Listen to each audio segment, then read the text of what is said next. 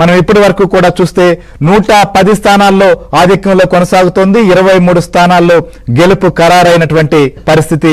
అలానే వైఎస్ఆర్ కాంగ్రెస్ పార్టీ చూస్తే కేవలం 14 స్థానాలకు మాత్రమే పరిమితమైంది. ఇక జనసేన 21 స్థానాలు, భారతీయ జనతా పార్టీ 7 అసెంబ్లీ స్థానాల్లో కూడా గెలుపొందబోతోంది. ఆధిక్యంలో కొనసాగుతున్నటువంటి పరిస్థితి. వైనాట్ 175 అంటూ కూడా ఏదైతే జగన్ చాలా పెద్ద పెద్ద మాటలు మాట్లాడినటువంటి పరిస్థితి చూసాం. అసలు ఎట్టి పరిస్థితుల్లో కూడా కుప్పంలో కూడా గెలుస్తామని చెప్పి చాలా గొప్పలు బేరాలు పలికినటువంటి మాటలు మనం చూసాం. ప్రస్తుతం కేవలం 14 స్థానాలకు మాత్రమే పరిమితమైంది.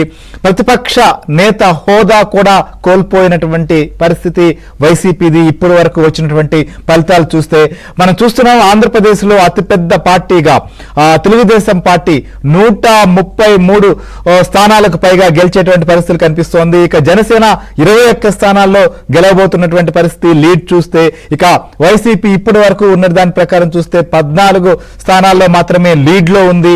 చివరికి కౌంటింగ్ పూర్తయ్యేసరికి ఆ సంఖ్య ఎక్కడి వరకు కూడా చేరుతుందో చూడాల్సి ఉంది. ఇక భారతీయ జనతా పార్టీ కూడా 8 స్థానాల్లో లీడ్కి వచ్చినటువంటి పరిస్థితులు మనకు స్పష్టంగా కనిపిస్తున్నాయి. ఇక లోక్సభ స్థానాల విషయానికి వస్తే తెలుగుదేశం పార్టీ 16 చోట్ల ప్రస్తుతం ఆధిక్యంలో కొనసాగుతోంది. అలానే జనసేన 2 చోట్ల ఆధిక్యంలో కొనసాగుతుంటే భారతీయ జనతా పార్టీ 3 లోక్సభ స్థానాల్లో విజయం దిశగా దూసుకుపోతున్నటువంటి పరిస్థితి. కేవలం 4 స్థానాల్లో మాత్రమే వైసీపీ ప్రస్తుతం లీడ్ లో ఉంది. అందులో కూడా నువ్వా నేనా అన్నట్లుగా ఇటు తిరుపతి కావచ్చు, రాజంపేటలో ఉన్నటువంటి పరిస్థితులు మనకు కనిపిస్తున్నాయి. చివరికి ఎన్ని స్థానాలకి ఎలాంటి పరిస్థితి ఉంటుందో కూడా చూడాలి. మొత్తానికి మనం చూస్తే 2019 అసెంబ్లీ ఎన్నికల ఫలితాలను మనం ఒకసారి పరిశీలిస్తే 151 స్థానాలు వైఎస్ఆర్సీపీ గెలిచినటువంటి పరిస్థితి. గతంలో 23 స్థానాలు తెలుగుదేశం పార్టీ లభించినటువంటి పరిస్థితిని మనం చూసాం.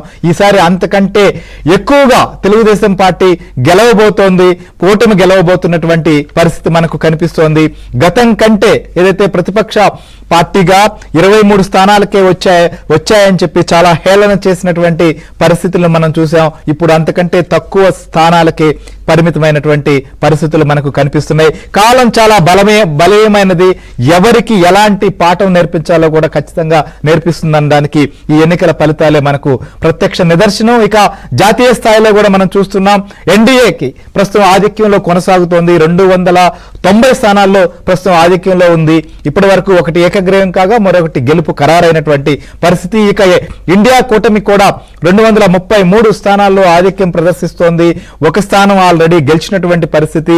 ఇతరులు చాలా పరిమిత సంఖ్యలో ఉన్నటువంటి పరిస్థితులు మనకు కనిపిస్తున్నాయి. మొత్తానికి కూడా ఎగ్జిట్ పోల్స్ అంచనాలు కూడా జాతీయ స్థాయిలో మాత్రం ఖచ్చితంగా తారుమారయ్యే పరిస్థితులు మనకు కనిపిస్తోంది. ఇండియా కూటమి కూడా చాలా బలంగా పుంజుకొని మెరుగ్గా ఫలితాలను కూడా రాబడుతున్న పరిస్థితులు మనకు కనిపిస్తున్నాయి. సో ఇక తెలంగాణలో కూడా చూస్తే ఈసారి 17 లోక్సభ స్థానాలు ఉన్నాయి. 17 లోక్సభ స్థానాల్లో కాంగ్రెస్